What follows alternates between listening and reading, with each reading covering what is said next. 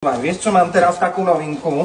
Mám jedného dealera z Rakúska, perfektná, počúvaj ma, Kuchelovej, perfektná Adiváš. Romana to má v drogerii pod Pútovo, ale za 9,80 som ochotná ti to predať za 4,70. Hej, keď mi zoberieš 2 kúsky, to tak si privyrába. Takto sa opýtam, zmekčuješ vodu, odvápňuješ? Neodvápňuješ. Ešte mám pre teba takéto, akési fuchenville. Počúvaj ma, tiež maloobchodná cena, po 3,20 ti viem hodiť. Chceš? A aj Hela z hora berie, že normálne odvápňovala ženská líšli, čo toľko vodného kameňa. Dám ti potom aj vzorky, ale keď chceš, ovoňaj si. To je paráda. Ja niekedy, keď tak idem po ceste, keď mi je tak na odpadnutie, začúcham a vieš, roznášam ďalej, mi to pomáha, zober si. Vieš čo, tak predsa dám si jeden, ale iba jeden takto.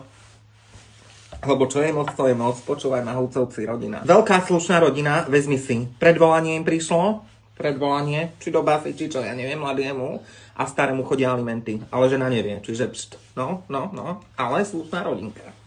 Pozri sa. Garmincová, toto všetko je chodí. Ja za ňou nechodím, ja som na ňu jasratá odtedy. Ako sa toto stalo na tom plese? Nemáme spolu reč, ja nechávam žltý lístok. Nech si chodí na poštu. Myslíš si, že po to chodí? Tam sú všetky žlté lístky nahádzané. Nezodpovedná žena, ale niektorí ľudia sú skrátka takí, vieš. Ja som si na to zvykla, ja som vlcelená pri tejto robote.